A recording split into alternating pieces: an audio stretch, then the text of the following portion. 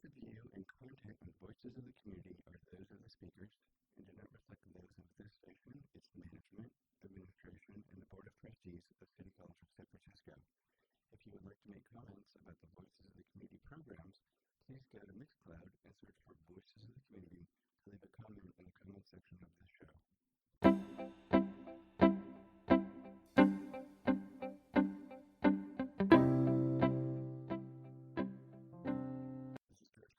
From KCSS, Voices of the Community.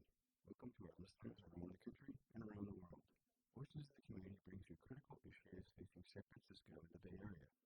We introduce you to voices who are working on solutions that face our fellow individual community members, neighborhoods, cities, and our region. I would appreciate your feedback and comments on what you like about the show, what topics you want to hear more about or less about. Please go to Mixcloud and search for Voices of the Community and leave a comment in the comment section of the show.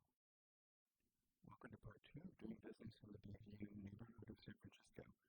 This second show is focused on the importance of the emerging artisanal food and beverage startups in the Bayview, as well as the economic and cultural significance of the long-standing artist colony in the Bayview and Hunters Point communities. Our voices of the community are Barbara Grata of Grata Wines, an artisanal winemaker and co-founder of Butchertown Gourmet, Marty McKee, a drawing and printmaker, artist, as well as the president of the Shipyard Trust for the Arts in Hunters Point Shipyard, Simon DeVos of Fox and Lime Bread, an artisanal master baker and co-founder of Butchertown Gourmet, and Barbara Ockel, executive director of the historic Bayview Opera House. I'm Barbara Grata, and I'm the winemaker at Grata Wines here at Butchertown Gourmet in the Bayview. Why did you get into winemaking? Given the amount of competition in winemaking, is there something in your family that got you engaged in winemaking? Well, I grew up in New York, and I'm from an Italian background, and my family, my grandfathers both made wine, although I was never part of the process, but I've always enjoyed wine my whole life. It's just part of the culture of my life. So as an adult, I drink wine and I enjoy it, and I had a friend who was making wine back in 1997, and by trade I'm a physical therapy assistant, and I have worked in that field for over 30 years and continued to do that, but I decided to start making wine as a hobby. But in 2006 I got bonded and permitted, and I'm just small production. I just enjoy what I do around the winemaking. Is it a family recipe that you've kind of created, or is it a recipe you've created yourself from trial and error? Well, the funny thing you mentioned recipe, because my grandmother had no recipes. I've been trying to get family recipes for decades, and it's just done like this. You feel it and you put it in the pot and you take it through its process. And the winemaking for me has been pretty basic. I mean, it's pretty low tech. I started as a home winemaker, as a hobby, and that's still the process that I utilize. And I've had mentors along the way. Certainly the gentleman that I buy fruit from is an older Italian gentleman as well, and he makes wine in a similar fashion, which is pretty basic. I mean, it's just you allow the fruit to do its thing, and it goes through its natural process, and you have to tweak it along the way to keep it on track as you go through, depending on what's happening that particular year for harvest. But there's no specific recipe that I use. When you started this in 2006, were you doing it kind of as just it sounds like a passion or a hobby? Yeah, I would say the hobby sort of slipped into that passion mode, and encouragement from friends and family to take it to another level. And I do make the wine in the garage of my home, so I'm not open to the public where I produce the wine. So I've kept it small production, I'm not intending to grow in an astronomical way, but I feel like every year I've made more, and I've made different varietals each year. I started out just making Zinfandel, and now I'm making 4 different varietals, but it's all small lot. And it's really, I can manage it that way as well in my small space. And the varietals are Zinfandel and? Zinfandel, Cabernet, Petit Syrah, and Sangiovese. And every year out of those 4 I do a blend.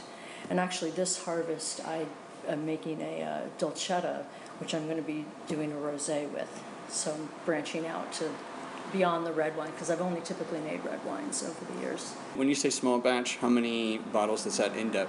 Well, this year, for example, was a 3-ton production, which is under 200 cases a year. So that's how how small we are. How does the city consider, is it like a micro enterprise? Is it where you're able to make it in your home, but then you have to?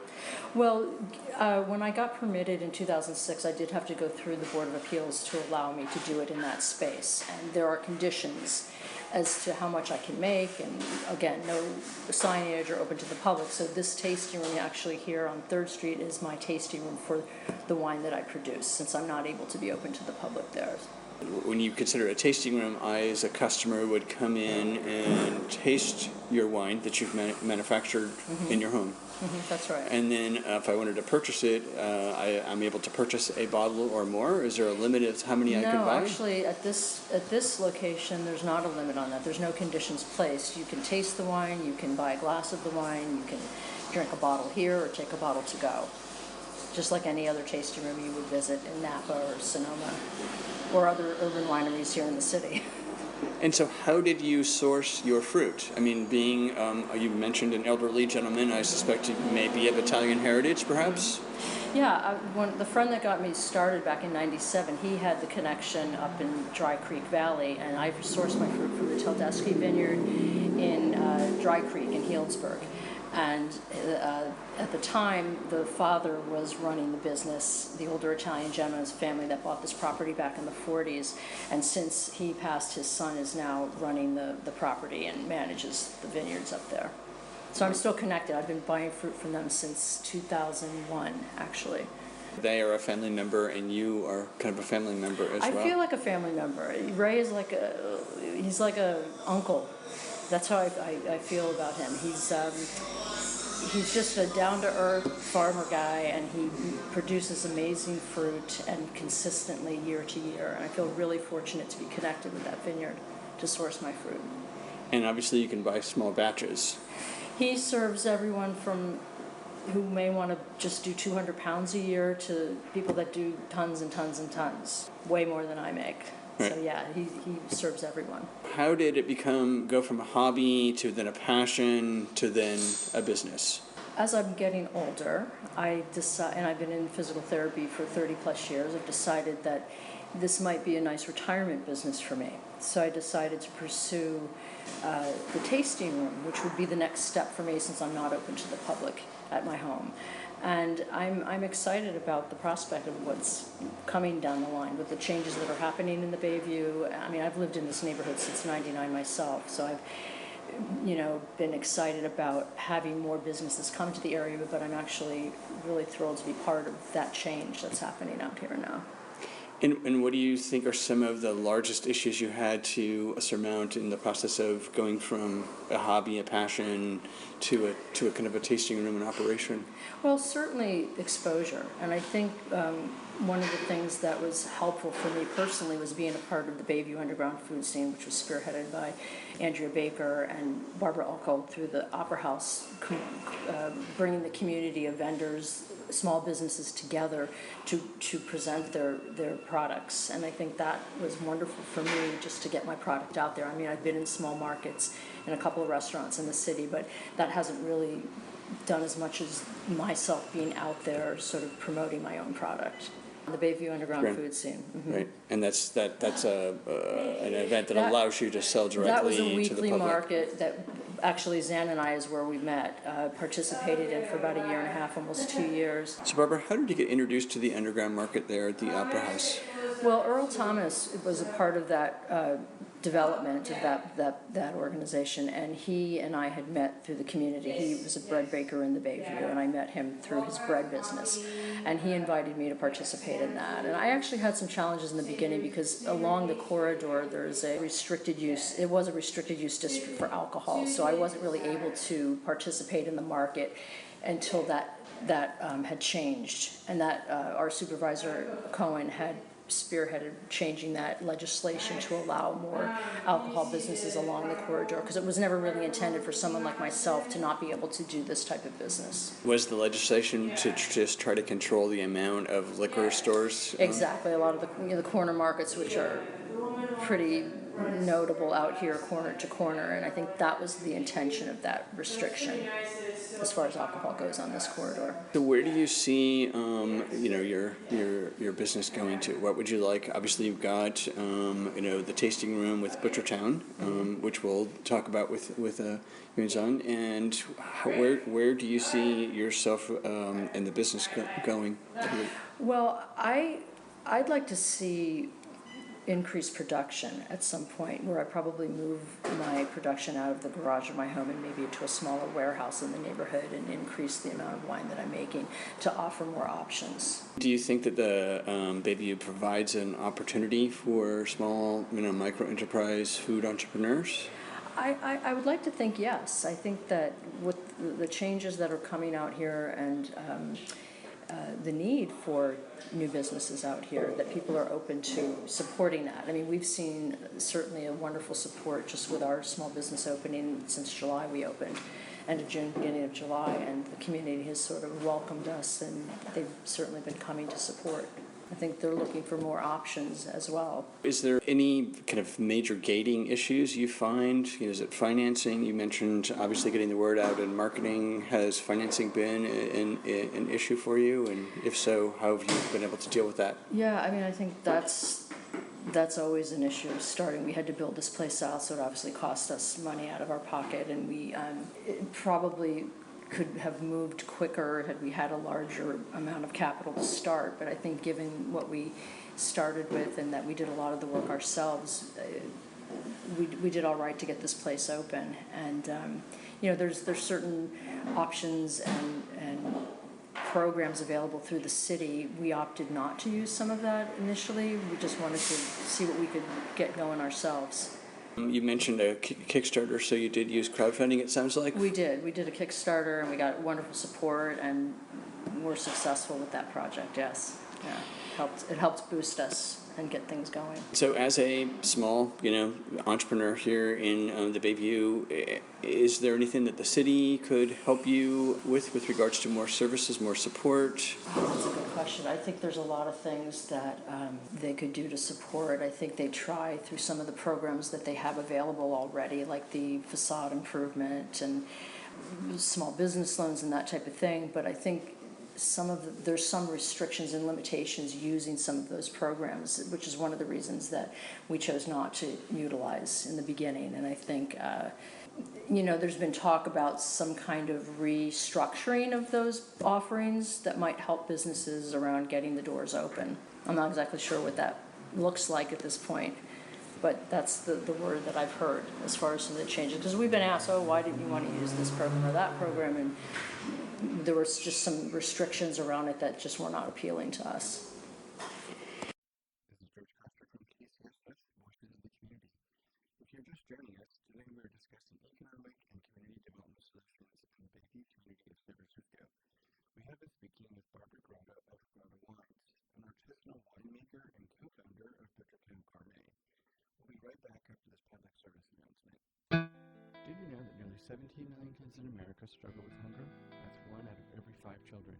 Feeding America is a nationwide network of local food banks, together sourcing and distributing more than 3 billion meals to people in need. With your help, the Feeding America nationwide network of food banks can help fill the fridges of children and families who need it most. Visit feedingamerica.org today to find your local food bank and learn how you can help solve child hunger. Because together, we can solve hunger. A public service announcement brought to you by Feeding America and the Advocates.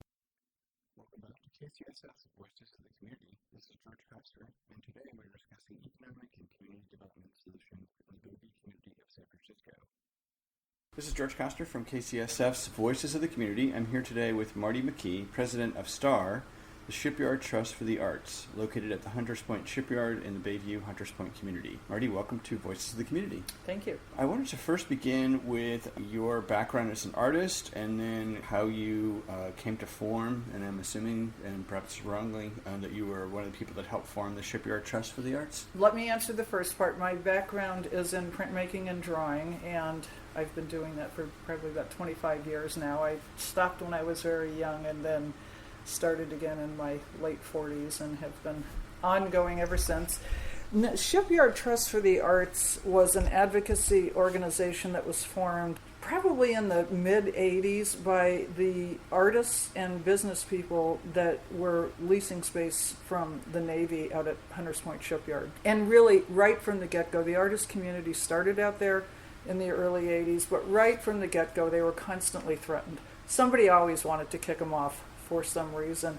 So there was a businessman who's still out there, Scott Madison, and an artist who got this coalition together, and they started working to fight being evicted. In 1995, the organization shifted into an actual nonprofit. They took over a nonprofit that was no longer functional, a friendly takeover, and the nonprofit was formed in 1995. There has just been a long history. Somebody always wanted the artist off, and somebody always wanted the land. And then, of course, in the early 2000s, when the property was being, an RFP went out for a developer, Lennar ultimately became the master developer for the whole complex, which brings us to today. How is that relationship?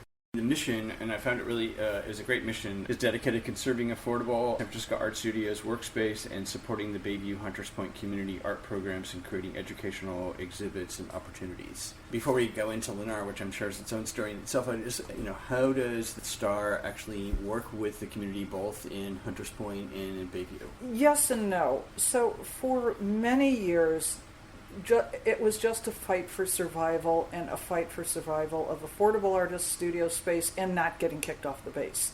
It's evolving. Now, once the community benefit agreement was signed in 2008 and the artists are protected and will be there in perpetuity, now it becomes a different mission. We know we're going to be saved. We know there will be some degree of affordable rent. I mean, that's still, there's advocacy work to be done there.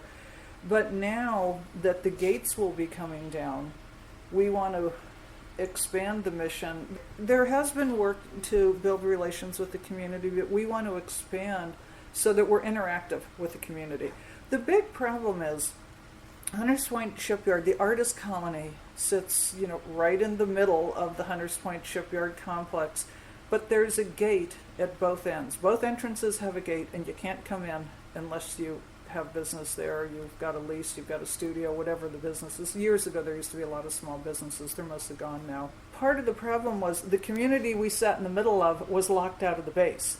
As we expand, as STAR expands its programs, both for the artists and the community, we're close to the gate coming down. We do some work. STAR does support some educational programs and other things in the Bayview Hunters Point neighborhoods, but we haven't been able to bring those components onto the base because everybody's still locked out. It's a long answer to your question, but now we're focusing much more on the future because the future is near. The gate will come down, and we want to be equipped to have programming that brings our neighbors, whether it's for our education programs for kids, for seniors, performance. We'll have space where performances can take place. We'll have a gallery. We'll have an auditorium. We want the community, not only at Bayview Hunters Point, but we want to focus on that, but the whole community to come in so that the artists who are working there have more exposure and more opportunity. And what drew you to the Hunters Point community and the base in the first place? My personal interest is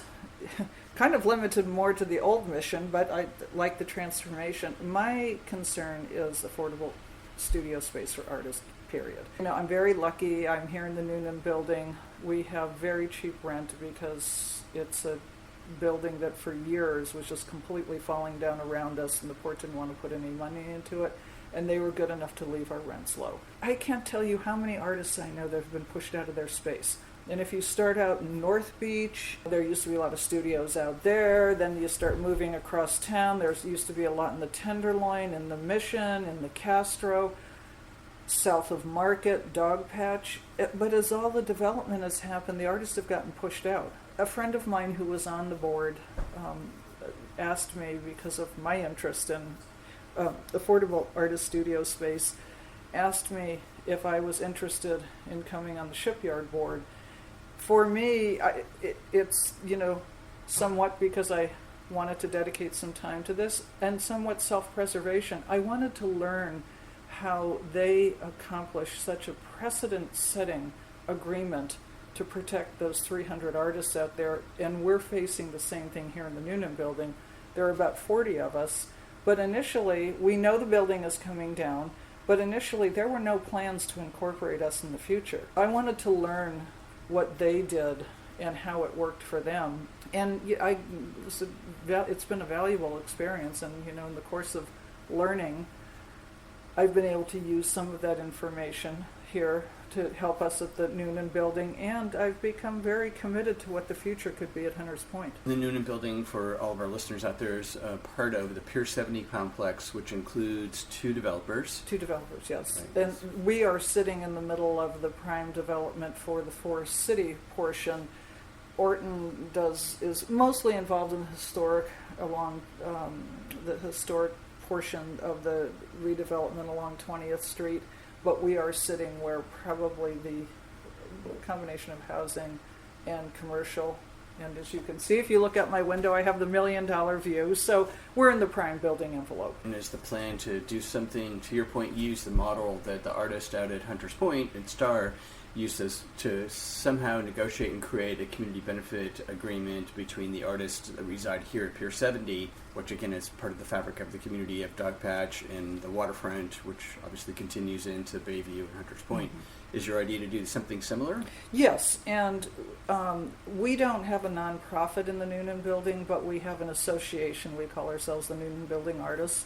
And we've been working and organizing over the years since the RFP was accepted and Orton and Forest City became the builders, the developers. It's been a struggle, but I have to say it has worked out. And now the artists that are in the Noonan building, in fact, the agreement now is that whatever artists are housed in the Noonan building at the time that they are noticed to vacate, because we know the building is going to be demolished, will be incorporated into the future plans, and we will have space at a rent scheme that is affordable so that it's not just so high rent that nobody can afford to move. So we do have an agreement with Forest City, which we're very pleased about. From what we know, this just doesn't happen very often, that the artists who are on a site are included in the future. So we're very pleased about what's happened. My interest in art and economic development and community development, and in my conversations with Barbara at Bayview Opera House, the arts are a very important component to our community. Can you share your perspective on how you see art impacting your community and your effort as well, along with your fellow artists? Yeah, I'm a native San Franciscan, and it's so hard for me seeing so many arts, whether it's arts organizations, small arts organizations, artists themselves losing spaces and losing the ability to function and operate in San Francisco. I mean, I've grown up in the city that is the epitome of arts and culture, yet artists can't work, live, or produce here. It's just getting harder and harder. So if you take an area like Dogpatch, that's the perfect place. I mean, for years, when I first got a studio out here, you'd come out here at night, there was nobody on the streets. It was really weird. It was kind of creepy, except you got into this magical building, and there were a bunch of artists in here working. Those spaces are gone. But those spaces create an energy that ultimately makes them very attractive to developers who want to come, because they've become this cool space because artists have been in there working and doing things, and also small light manufacturing. They become this mix that to me is the fabric of San Francisco that's just becoming unwoven. While I'm appreciative of the big arts organizations and their value, it's hard to see the small arts organizations. We have all these theaters here, we have these dance companies, and they've got no place to perform. They've got no offices to work out of. They've got no place to practice. I think, particularly in Dogpatch, Pier 70, and Hunters Point, there's so many cultural, historical, and artistic values that have lived there for years and years and years that most of the city they don't even know about it. So this is this great opportunity to use this community benefit as a stage to showcase to bring in the community and to invite the community into where these artists have been out there working for the last 30 and 40 years. Some of them are gallery level artists, some of them are hobbyists, brand new artists. It's just this opportunity to keep artists, because what's the city without artists? A few big art institutions. Is there a plan for Star and your fellow artists to also work in conjunction with the Bayview Opera House, for example, and or the schools? Yes, Star has over the years in the Bayview Hunters Point district supported programs where we've provided supplies, paid art teachers to go in and teach them some art classes and programs. There have been some cases where the nonprofit has brought kids out to Hunters Point and to artist studios in small groups. Again, with the facility that we'll have when the redevelopment, when the construction is done in the next couple of years, will give us much more opportunity for arts education programs, performance, what have you. So absolutely there is a plan. In fact, the executive director of the Bayview Opera House, Barbara Ockel, is on Star's board, and that was a partnership we wanted to form early on so that, again, when the gate comes down, we've got this facility, our programming will be ready to go, and we have the connections from that community to just, boom, activate the site. That's exactly we're just waiting for that gate to come down. As an artist in San Francisco, and you've been here for a few decades now, and you'd mentioned the idea of studio space. What are some of the other, not to use a pun, but gating issues, if you will? What are some of the other, issues that get ahead of an artist that make it more difficult to operate in San Francisco? I think most of it just comes down to affordable space, particularly in a city that's undergoing this development boom. I have this crazy idea when there are major developments, whether they be public or private, that where you are displacing artists, the city requires that those artists be considered somehow in the future of the development project. And that just hasn't happened. Again, Hunters Point was this precedent-setting situation because Nancy Pelosi and other local politicians got involved. But we can't find anything like it anywhere else, where there was this big development, lots of artists, and at the end of the development, at the end of the agreements, that the artists are protected. In fact, Lennar can't even build on one of the parcels until the new building that's going to house the artists that are in those buildings is built and the artists are moved. It's protection, and it's protection into perpetuity. Lots of us, I'm older, I'm not going to be here forever, but if these spaces aren't protective, what happens to the young artists who come behind us? They're not going to be able to get space here. Even if they can't afford to live here, at least there's some artist space, some studios to create, but it won't be. My dream is that the city said, wait a minute, we have to make sure that we ensure there's always spaces for artists to work. And that means affordable space. So that's what I'd like to see. Pier 70, again, very pleased with the arrangement we have with Forest City. They have agreed to keep us and bring us into the future at affordable rates. But Hunters Point and Pier 70, that's it. Nobody else is doing it. So not only are artists losing their space, but I'm sure you've heard small arts nonprofits, they can't find housing for their offices. It's just their rents get raised, they operate on a shoestring budget. So I'd like to see the city, the Arts Commission, the larger arts organizations and institutions, I'd like to see them say, wait, we have to keep our artists here. How are we going to do this? How do you think art helps change the perspective of a community? And let's use Bayview and Hunters Point. Hasn't had the world's best PR recently with the amount of violence. Obviously, gentrification is displacing some of the original community members. To your point, gate coming down, the whole idea of bringing art back out into the community. I always have trouble with this question because to me it's such an obvious component of everyday life. Art opens your eyes. Art allows you to experience things. Art doesn't see certain socioeconomic values that people place on things. It's something you listen to, or you hear, or you see, or you experience. And it brings people together. It's a common denominator. So it's always hard for me to answer this because I think, well, what a silly question. Just look around. But again, you have a neighborhood like Hunters Point, Bayview, that has had many artists. That there's sculptors out there, musicians, painters, printmakers. I mean, there are established artists that have been out. Now, I'm not even talking about the shipyard.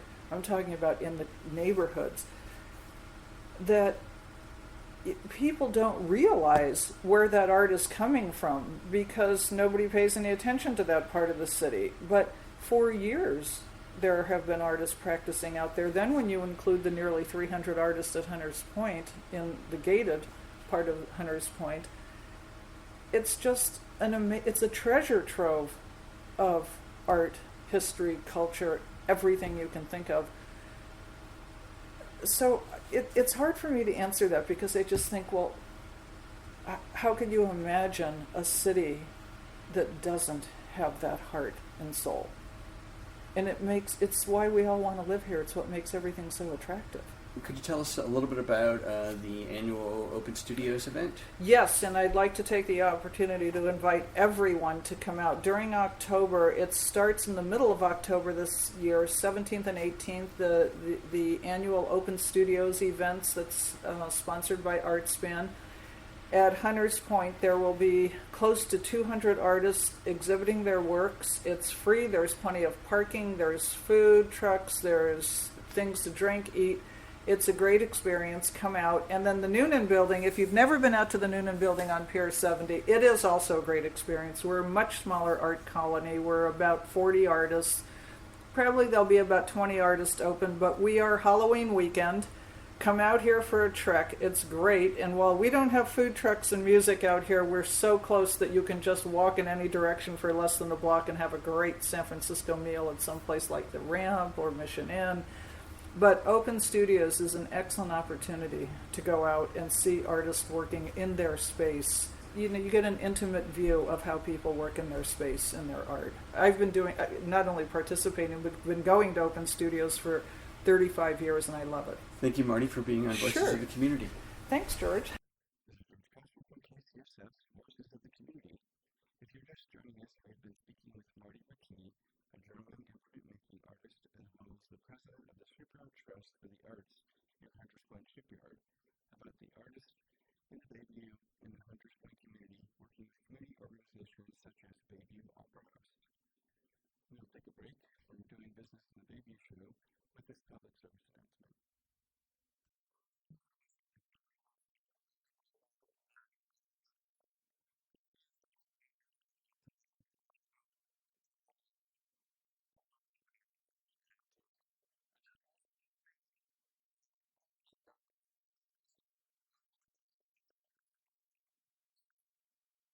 Welcome back to KCSF's Voices of the Community. This is George Costa, and today we're discussing economic and community development solutions in the Bayview community in San Francisco with Barbara Grotta of Grotta Wines, an artisanal winemaker and co-founder of Butchertown Gourmet, Marty McKee, a drawing and printmaking artist, as well as a president of the Shipyards Trust for the Arts and Hunters Point Shipyard, Zan DeVos of Fox and Lime Bread, an artisanal master baker and co-founder of Butchertown Gourmet, and Barbara Ockel, executive director of the historic Bayview Opera. Okay. My name is Zan DeVos, and my company is Fox and Lime Bread. And so, Zan, when did you start getting interested in baking? I started getting interested in baking about 4 or 5 years ago. I was doing a lot of homesteading. My first child was born, and when I finally got a loaf of bread that actually rose up and didn't flatten like a pancake, I was pretty much hooked on it. And did you have any, when you were growing up, did you have any interest in baking, or your mom or somebody in your family a baker? I had baked bread with my dad before.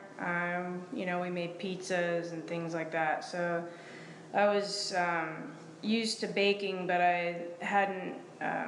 There in the last about 10 years, there's been a big resurgence in different kind of flours and different milling processes and like small mills that are milling heirloom wheats and barley and things like that. So it's basically like a whole different world than from when I was growing up.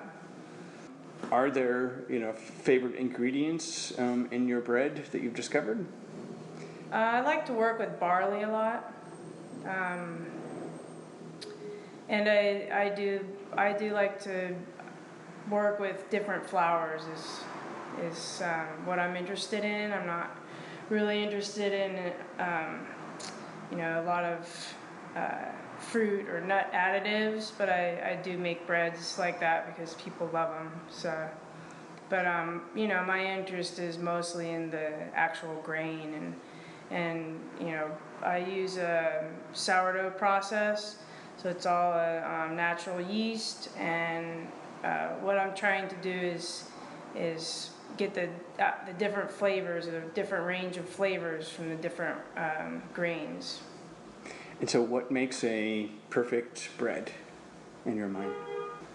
I think that the perfect bread has a balance between the flavor of the grain and the flavor of the yeast and the everything with making bread is all about time and temperature. So you have to really catch it when it's working in a new bakery that we've built here is it's been challenging, but it's been almost 4 months now, and I'm just getting to the point where I'm getting some consistent results.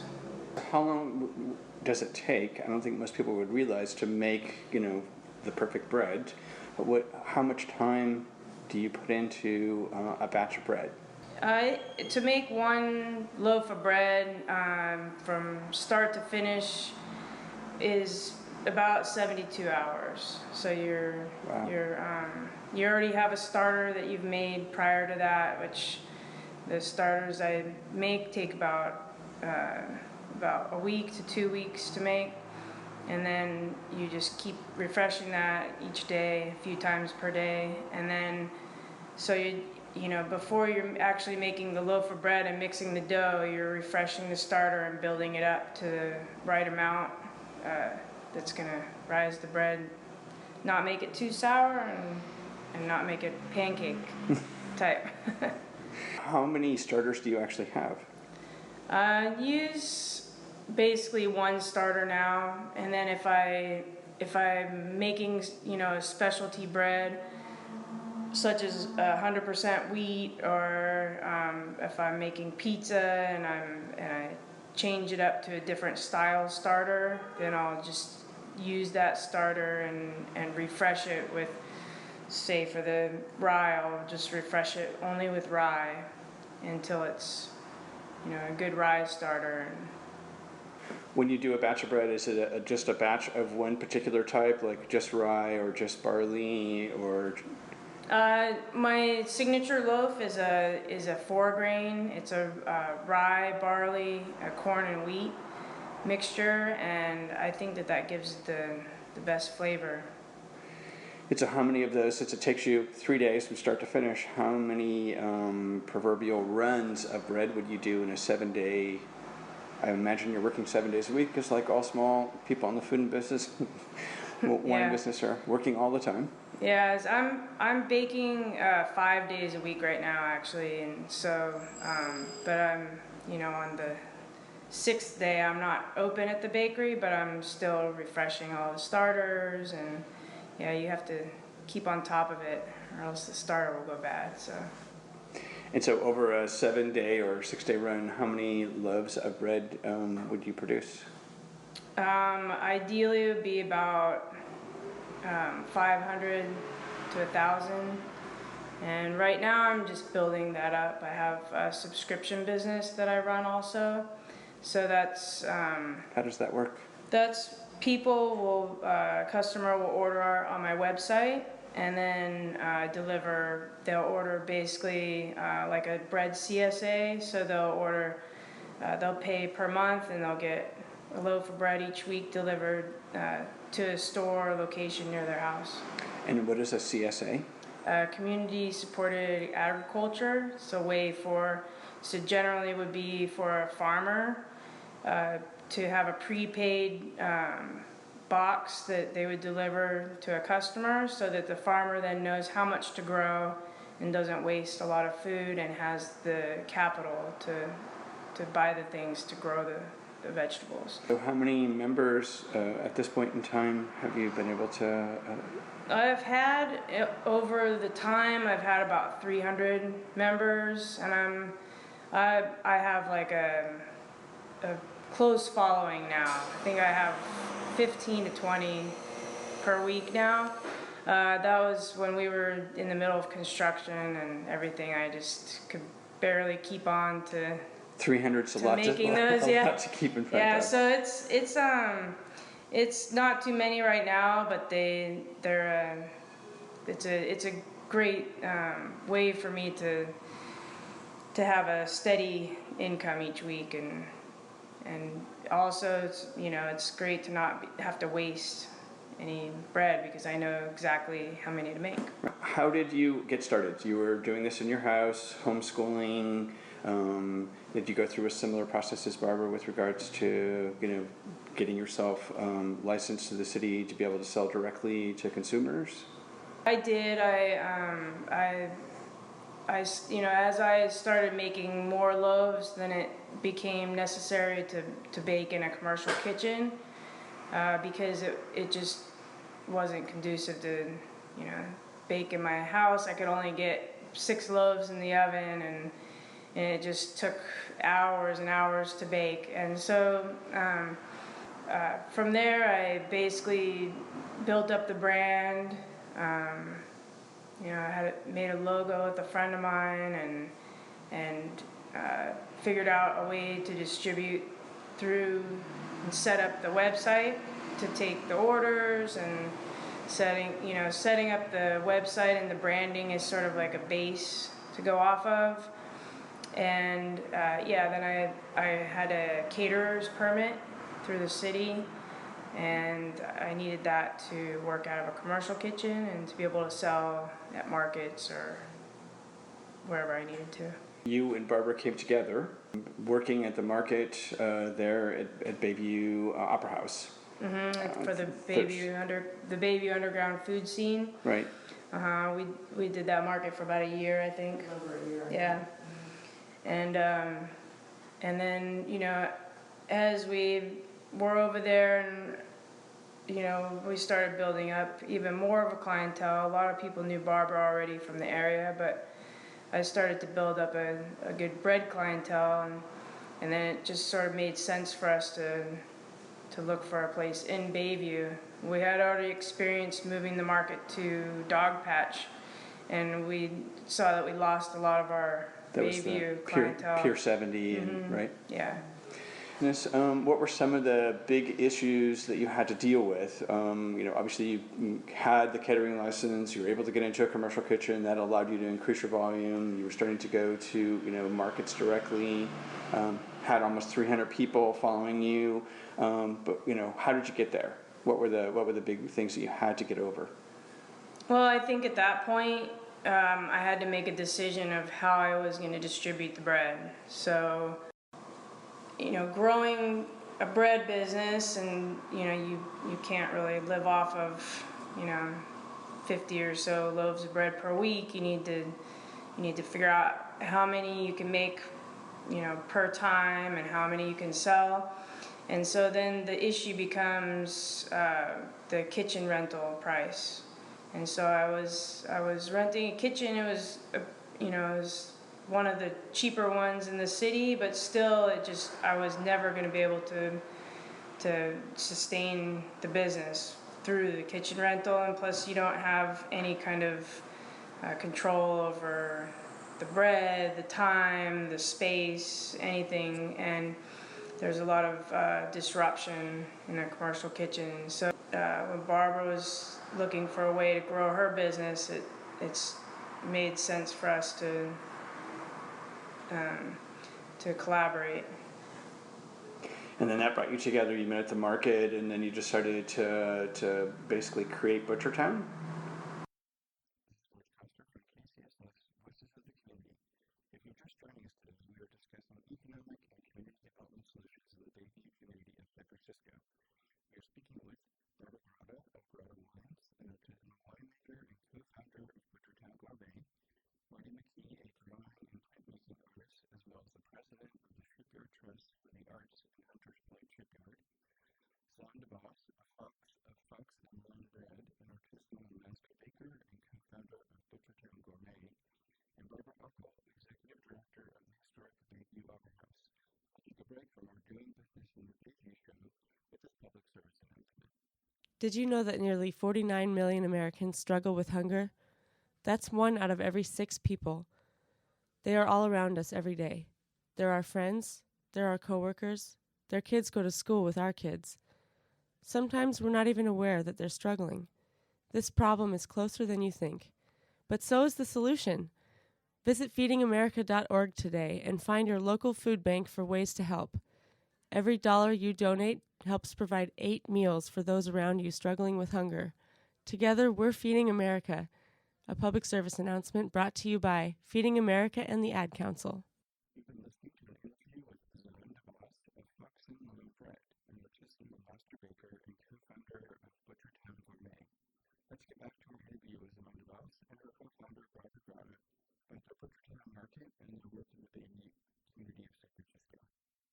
I think we found the space first. We found the space, and the name sort of evolved. I mean, we were originally, and still are, actually 2 businesses in the space. And Butchertown, we wanted to have something to support the community. And I think Butchertown, we went back with the history of the neighborhood, and that is what this neighborhood was called back in the day when there were slaughterhouses and all of the diverse ethnic community that was part of this neighborhood back in the 30s and 40s. Mm-hmm. And we decided to take on the name Butchertown, and the Gourmet, I think we went back and forth with a few different names around that, but decided on that, given it sort of like the old school feel of gourmet versus artisan, because that's something we considered at one time too. And I think too that, we wanted to connect with the growing marketplace idea. It's been going, it's been getting bigger all around the country, having more European style of marketplace with little shops inside where you go to your artisan to get, the meat and the bread, the wine. Is the idea then to bring in other small businesses to work with you inside Butchertown itself?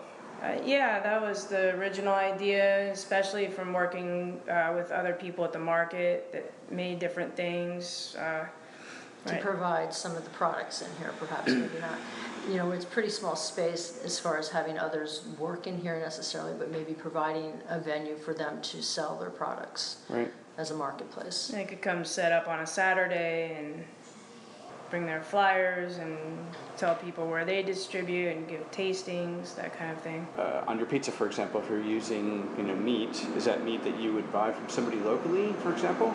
Yeah, we would try to do that for sure. Yeah, wherever we can. Yeah, I mean, I think even now you're utilizing some of the local produce here in the neighborhood for some of what you're selling on your menu, and I have small plates. We try to definitely utilize what's here locally as much as we can. Why Bayview? I know Barbara's been here for a while. So have you been here living in Bayview for a while as well? Or I don't actually live here. I live about 20 minutes away in the Haight. Okay. And we're doing the market over here, and I was already baking in the shipyard, and so it just made sense. It's still an affordable place to rent a space, and there's a lot of good people here. Do you see more and more food entrepreneurs coming to the Bayview? I think that the longer that I'm here, I see more and more people that are here. I mean, I just found this Greek organic family-run olive oil company, like 3 blocks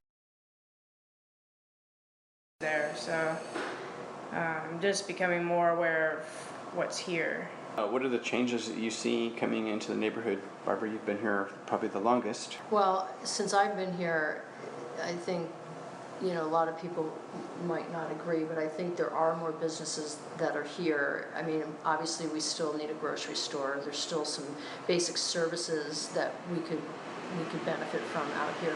There's coffee shops, there's more places for lunch. I think from All Good Pizza, who sort of didn't start the trend, but they're new to this trend, and they're ahead of us quite a few years, and they've been a nice mentor as well to support us, and April's, Yvonne's Southern Sweets, Radio Africa, and Old School Cafe, all those restaurants sort of are pioneers of the new blood coming in. But there are older established places that have been here for decades, like a lot of barbecue places, and even some of the little markets that are here. As you mentioned, there's a ton of places like just east of the 3rd Street corridor that you don't even know about. Molinari's Salami has been out here for decades. I didn't know about the Greek olive oil place. That's good to know. Yeah, I think they're on Van Dyke. Are they? It's pretty cool. What do you see in the way of population? One of the obviously biggest issue facing San Francisco is just gentrification, and the Bayview's been home for African American community for a really long time. Similar issues facing Excelsior. Obviously, the Mission is kind of the epicenter. Do you see the community changing that way as well? I see a lot of new faces out here. I think, although I still feel it's different than what's happening in other neighborhoods like the Mission, because I feel the diversity is still happening out here. I don't think it's the same types of faces that you see. I think, yes, the African American community has been here for decades, but prior to that community, it was way more diverse. Well, not way more, but it was diverse in the sense that it was more ethnically populated prior to that. So I think, given that, there's always been a mix out here and a large community of diverse people. So I think it's changing and it's growing, but I don't think I think it's still diverse. I think it's probably one of the most diverse in the whole city at this point. And it doesn't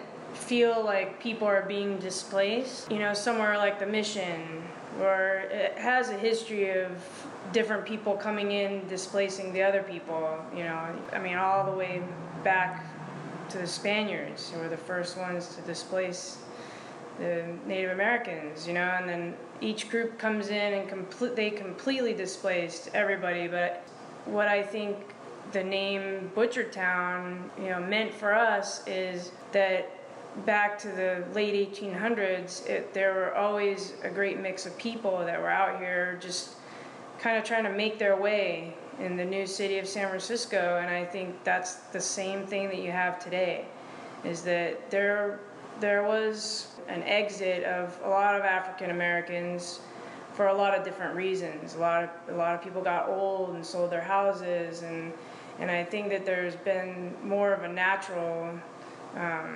progression of there's a lot of new families moving in here. There's a lot of different people from all over the place and all different backgrounds, and I think that it's pretty unique as far as a San Francisco neighborhood. You're still able to maintain a lot of that. Yeah, it feels like what you hear stories about what old San Francisco was back in the day.